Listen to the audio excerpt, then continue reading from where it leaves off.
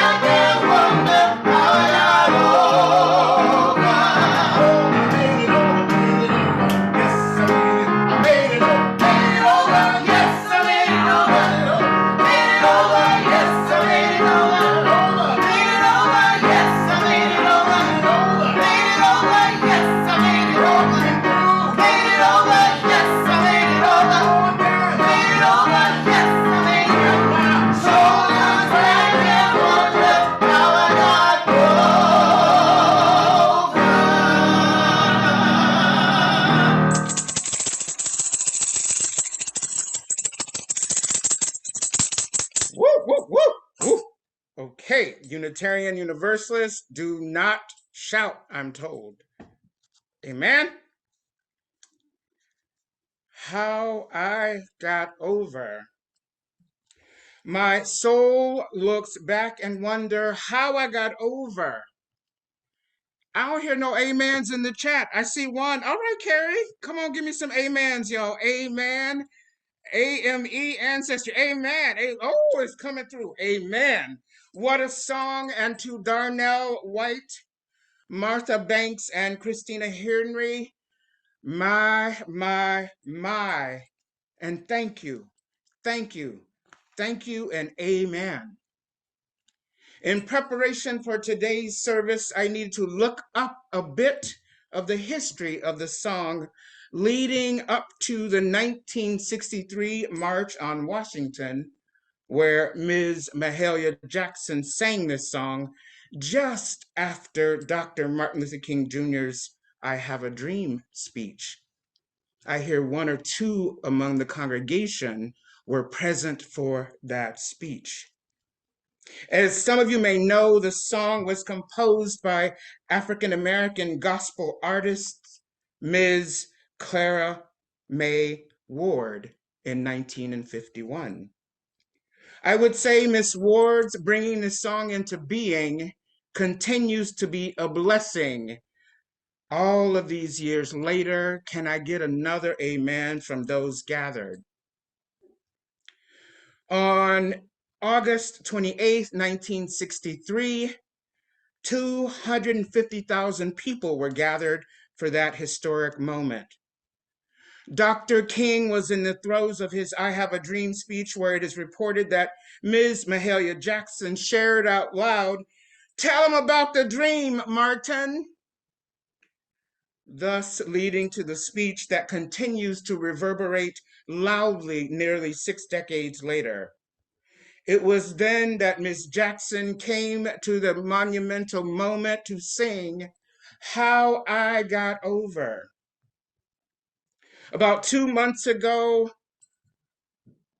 I had the great honor to be invited as a member of DRUM, Diverse, Revolutionary, Multicultural, Diverse, Revolutionary, Unitarian, Universalist, Multicultural Ministries. Again, that's DRUM, Diverse, Revolutionary, Unitarian, Universalist, Multicultural Ministries.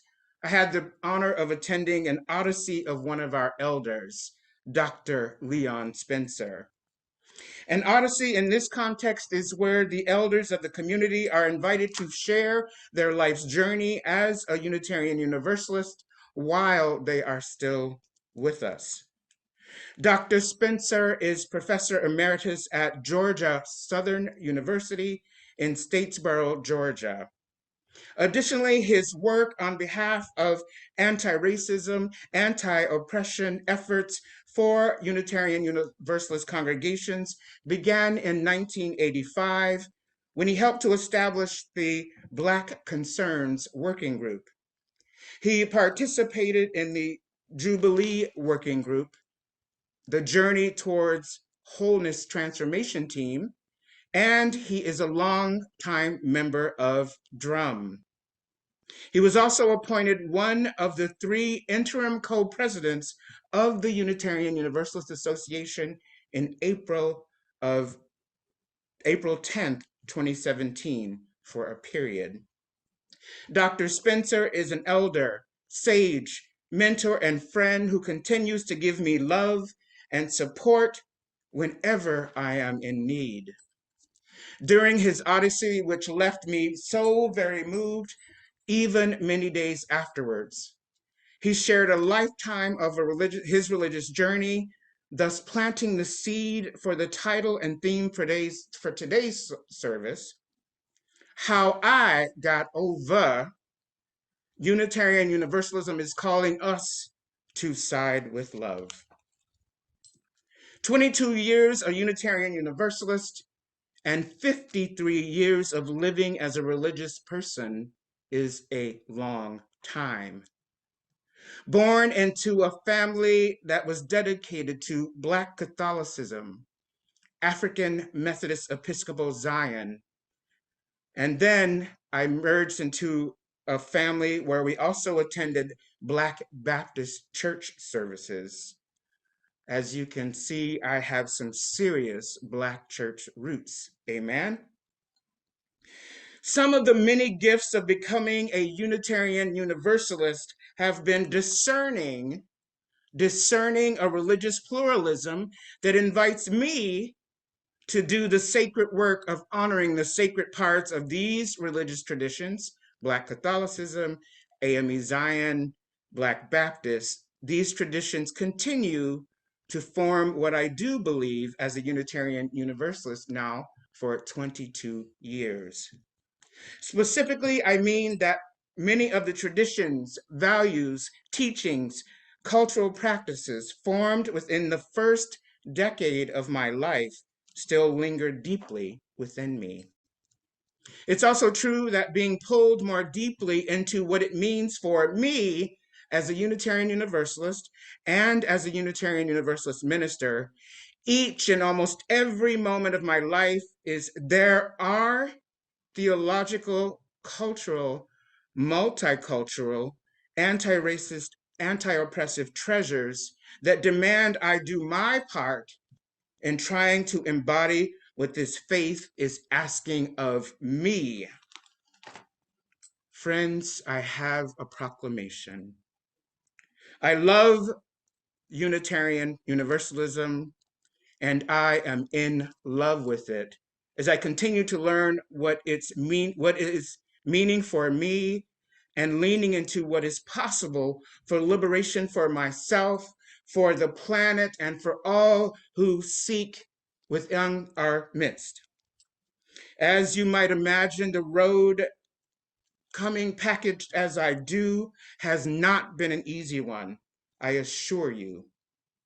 The systemic oppression, racism that thrives in our larger world also, truthfully, lives in all of our Unitarian Universalist congregations. These oppressions live within me as well. Yet, as Dr. Kristen Harper's words from the call to worship stated, I do not and have not done any of this alone. It's been through my ancestors, my parents, my grandparents, their parents, and their parents, many of my BIPOC communities within and outside of Unitarian Universalism, and many of you. She quoted in this morning's call to worship, I brought myself to be with you, hoping that by inhaling the compassion, the courage, the hope found here, I can exhale fear, the selflessness, the separateness I keep so close to my skin. I cannot live another moment, at least not one of joy, unless you and I find ourselves in oneness somewhere within each other, somewhere between the noise, somewhere within the silence of the next breath. In fact, I am abundantly clear it is in authentic, covenantal, mutually accountable relationships with my ancestors that I've said, here in this congregation in New York City and within the larger UU faith community that I continue to build, to dream what is possible through our theologies. Theologies old and ever unfolding. If you haven't seen Reverend Dr. Sophia Betancourt's PhD, it has just been revealed in hard copy this week. That's not on my script, but I wanted you to know Reverend Dr. Sophia Betancourt's PhD in ethno-womanism, eco-womanism is out and hot off the press. Did you just lift a copy, Dr. Janice? No, never mind.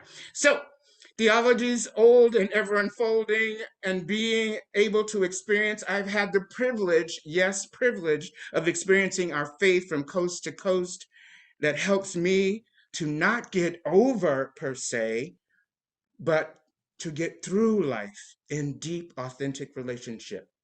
Yes, through life's realities of racism, homophobia, anti-Blackness, classism, educational elitism.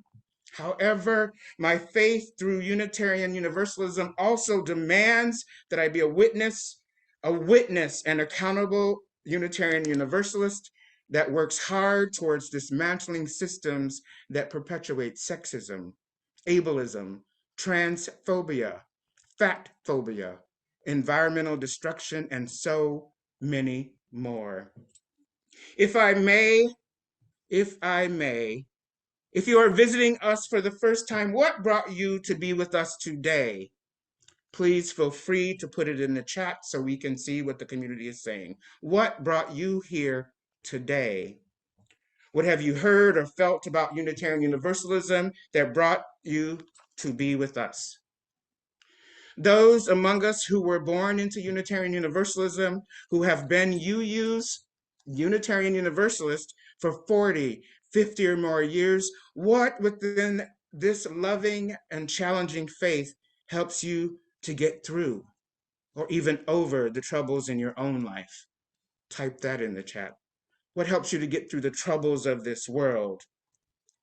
More specifically, how are your relationships within this congregation, with each other, with the staff, with the ministerial team? How are your relationships with Unitarian Universalists near and far?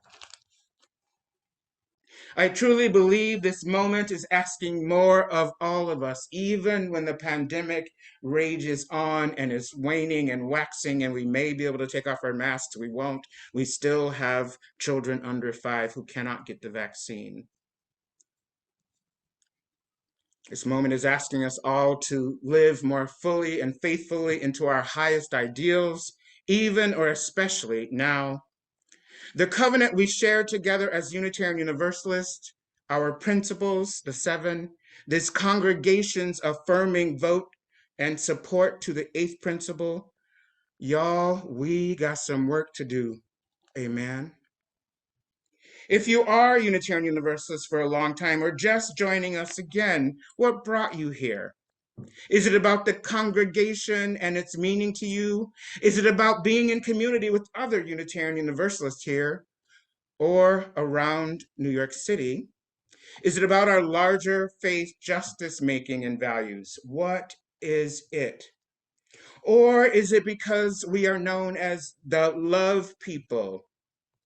As Dr. Janice shared so brilliantly through the brief overview of the Side with Love campaign article posted on June 18th, 2021, titled A New Day for Side with Love, I would like to quote 2 aspects of the article that rang so loudly for me.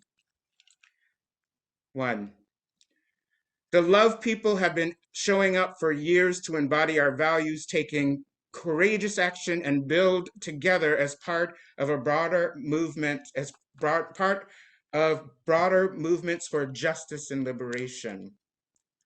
The next quote speaks to me, even challenges me to better understand how we show up as Unitarian Universalists. Is it only about charity? Is it only about service? Are we dedicating our lives to a deeper justice? This quote reads, "One thing is clear. The world needs Unitarian Universalists to show up for justice with spiritual grounding, generosity, humility, courage, and concrete skills." At various moments, we've been asked to bring these resources, but sometimes they question our accountability to work in community. We've worked for pushing the electoral justice and voting rights, combating criminalization, working for LGBTQIA plus liberation, and yes, resisting climate catastrophe. But fundamentally, as we've heard, these are all facets of our shared work for collective liberation. And as you all know so well, Community Church has a long, nearly 2 centuries old tradition of showing up in the world.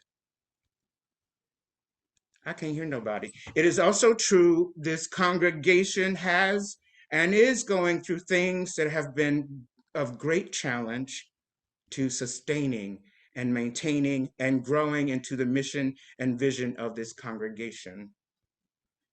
And I do believe a new day is just about to dawn here at Community Church of New York. And again, I do believe a new day is dawning here at Community Church of New York. Yes? We are all being asked to examine the value of some of what has happened here in recent years. How are we showing up here now with each other? We're being asked to examine our theological beliefs, our accountability to each other, to our covenants that we write, and in our justice making. Do we need more spiritual development to work towards the liberation we need? We also must be willing to connect with the times. Young folks and the world are asking for a different kind of justice, a larger reality, and the world is asking for and needing us as Unitarian Universalists in new and demanding ways. As I begin to hit the home stretch for this offering, I wanted to invite us all to explore the very, very, very important change that has happened within the Side of Love campaign. Specifically, I invite you, if you don't already know, to know why the name of the campaign was changed from Standing on the Side of Love to what it is now, Side with Love.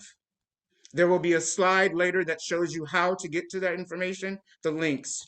I'll leave you with a few lines from Ian Hill, who is in the house today. Hey, Ian, we see you. I will leave you with a few words from their reading because it resonated so deeply for me. Ian wrote and spoke, "How did we make it over? I am tempted to wonder if it's true. This world is in the midst of a great struggle. Many of us hanging on by a limb, surviving, just making do. And yet here in this beloved community, gathered together in beloved community, this is how we make it over, by showing up for each other in faith and the uncertainties. Friends, I am not sure of any religious tradition that can promise uncertainties, but I strongly believe that as we continue to work towards the mission and vision of this congregation in conjunction with the 7 and possibly 8 principles in deeper, authentic, honest, covenantal relationship with each other within this church and beyond our walls, more of the holy will be revealed. Amen. Blessed be. Amen. Ashe. Shalom. Salam. And may it be so. Joy!